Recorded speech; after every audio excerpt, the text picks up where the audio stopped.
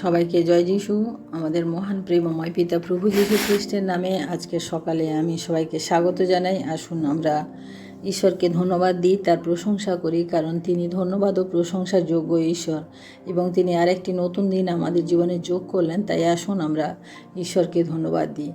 আসুন আজকে আমরা ঈশ্বরকে আমাদের হৃদয় মন্দিরে বসাই, কারণ ঈশ্বর যদি আমাদের সাথে থাকেন তাহলে আমাদের জীবনে চলার পথে আমরা বিজয়ী হতে পারবো। তাই আসুন প্রিয় ভাই বোনেরা, আজকে আমি আপনাদের সামনে যে বাক্য আমি তুলে ধরব তা হচ্ছে আমাদের বিজয়ী জীবন বা জয়বন্ত জীবন বা ভিক্টোরিয়াস লাইফ। অর্থাৎ বাইবেল আমাদের শিক্ষা দেয় যে এক জয়বন্ত জীবনের, অর্থাৎ ঈশ্বর আমাদের বিজয়ী জীবন দিতে চান। কারণ জয় কিসের উপরে? আমাদের জয় হচ্ছে পাপের উপরে। আমরা সংসারে যতদিন আমরা জীবিত থাকব, ঈশ্বর চান এক জয়বন্ত জীবনযাপন নিয়ে যেন আমরা থাকি। অর্থাৎ আসুন আমি কয়েকটা পয়েন্টের উপরে আপনাদেরকে আজকে এই বাক্য আমি বিশ্লেষণ করি। আমি প্রথমত দেখি যে বিশ্বাস। প্রথম যোহন তার 5 অধ্যায় 4 পদ আমি পাঠ করি।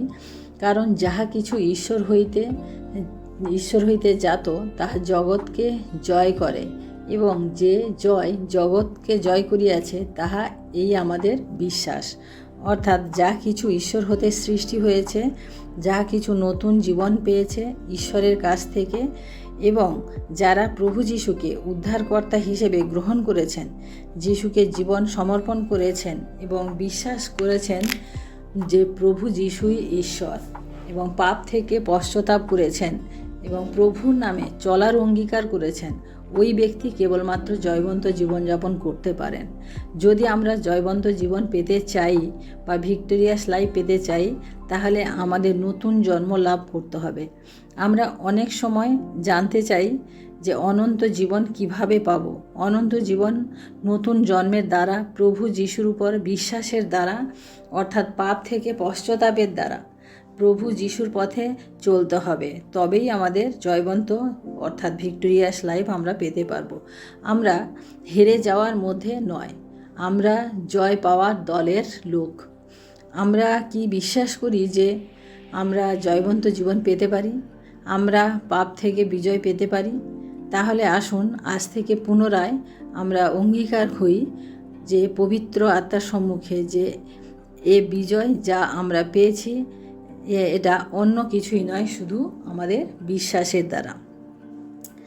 যোহন আমাদের স্বর্গে জয় পাওয়ার কথা বলেননি, তিনি আমাদের এই সংসারে জয় পাওয়ার কথা বলেছেন। কারণ শয়তান অর্থাৎ ডেভিল এই সংসারেই রয়েছে, আর এই সংসার হচ্ছে শয়তানের অর্থাৎ ডেভিলের।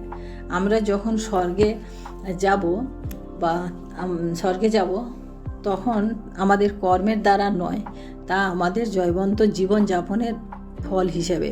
কারণ পৃথিবীতে আমরা শয়তানের সঙ্গে লড়াই করে জিতেছি এবং ঈশ্বর যে দৌড়ের জন্য আমাদের মনোনীত করেছেন তা আমরা কমপ্লিট করতে পেরেছি। তাই আমরা কমপ্লিট করছে। তাই ভিক্টোরি আমাদের স্বর্গে নয় প্রিয়, আমাদের ভিক্টোরি রয়েছে পৃথিবীতে, শয়তানের উপরে বিজয় লাভের উপরে। যোহন তার বাক্যে আমাদেরকে এই শিক্ষা দেন, এই সংসারে আমরা যতদিন থাকব একটা চ্যালেঞ্জের সহিত, অর্থাৎ শয়তানের সাথে একটা যুদ্ধের সহিত আমাদের চলতে হবে, এবং পবিত্র আত্মার সাহায্যে সেই যুদ্ধে আমরা জয়লাভ করব।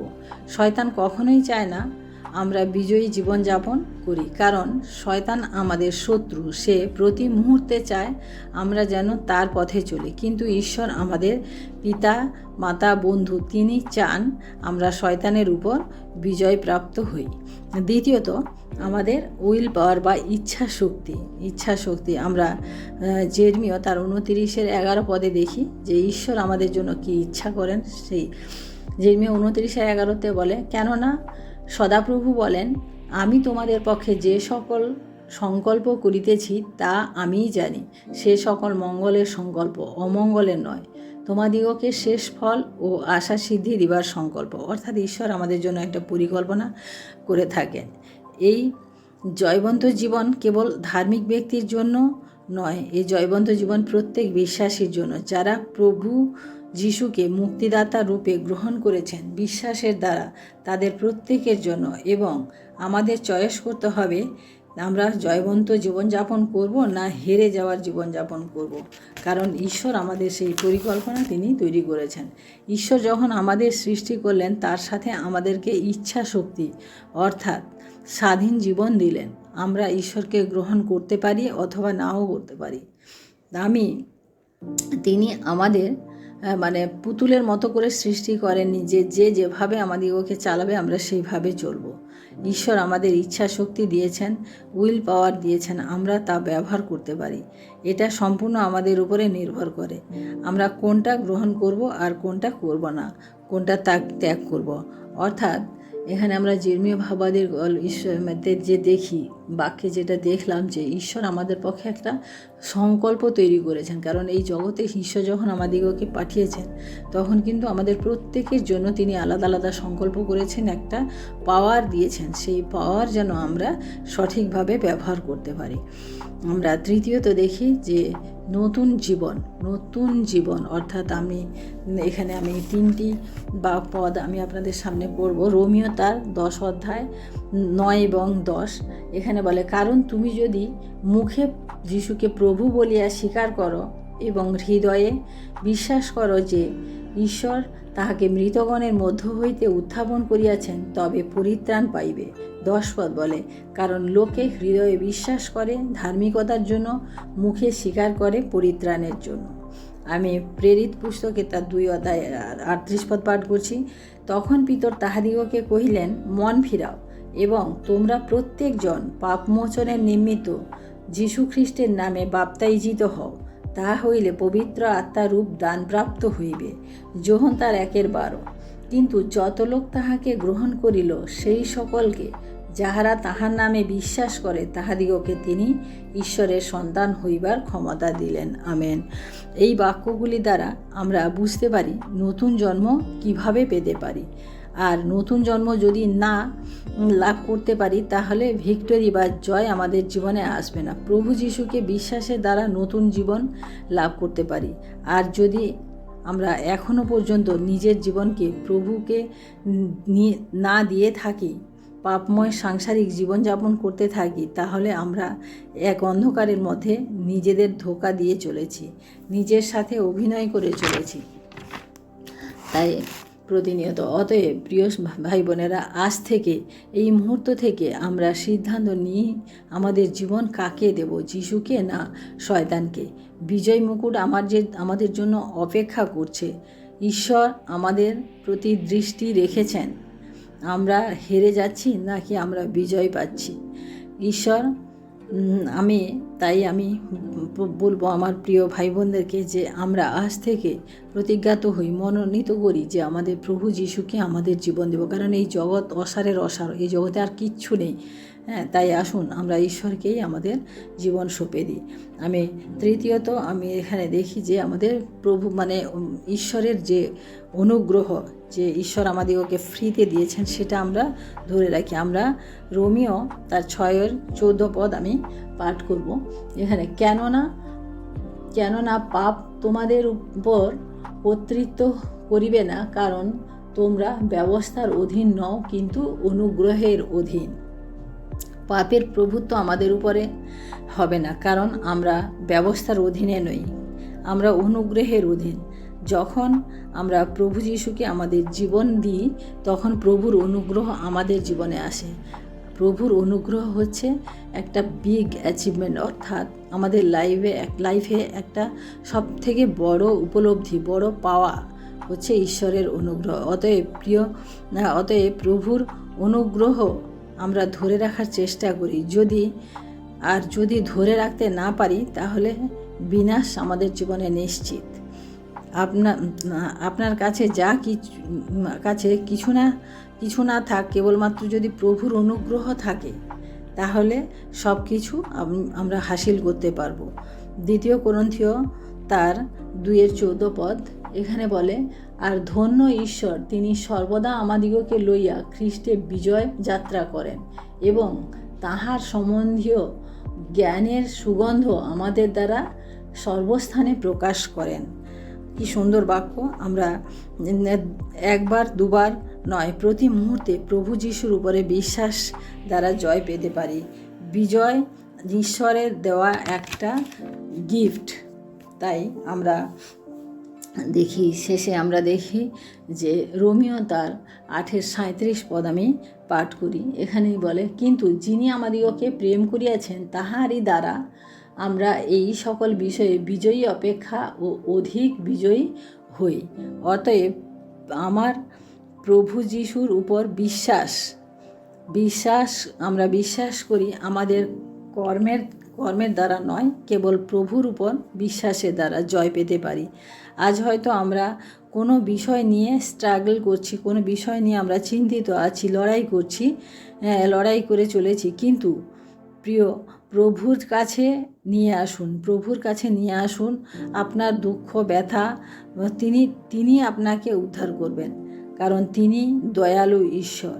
যখন আমরা ভুল করি, তিনি তখন আমাদের দয়া করেন, রাগ করেন না, কারণ তিনি দয়ালু ঈশ্বর। তিনি আমাদের ভালোবাসেন। কেবল প্রভুই আমাদের পাপ থেকে রক্ষা করতে পারেন।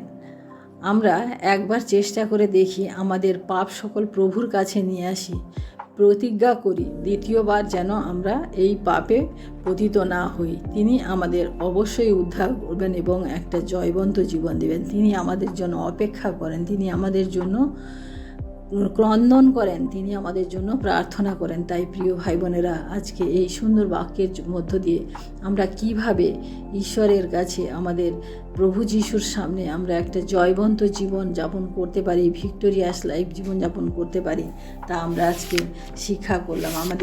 আমি প্রথম থেকে আরেকবার আমি আপনাদেরকে পয়েন্টগুলো বলি। আমরা যে জয়বন্ত জীবন আমরা কিভাবে বিশ্বাসের দ্বারা আমাদের নতুন ইচ্ছা শক্তি, অর্থাৎ যে শক্তি ঈশ্বর আমাদেরকে দিয়েছেন, সেই ইচ্ছা শক্তি বা উইল পাওয়ারের দ্বারা এবং নতুন জীবনের দ্বারা, এবং লাস্টে আমি কি দেখেছি যে আমাদের অনুগ্রহের দ্বারা আমাদের এই জয়বন্ত জীবন আমরা লাভ করতে পারি। তাই আসুন আমরা ঈশ্বরকে ধন্যবাদ দিই, প্রার্থনা করি এবং এই ভিক্টোরিয়াস লাইফ যেটা আমরা ঈশ্বরের কাছ থেকে পেয়েছি তা আমরা ধরে রাখি। আসুন আমরা প্রার্থনা করি।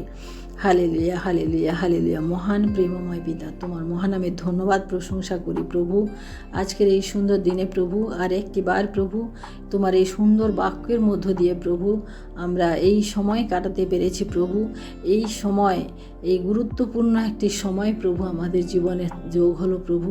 তাই তোমায় ধন্যবাদ করি প্রভু, কারণ আমরা সারাদিন নানান কাজের মধ্যে, নানান জায়গায়, নানান ব্যস্ততার মধ্যে থাকবো প্রভু।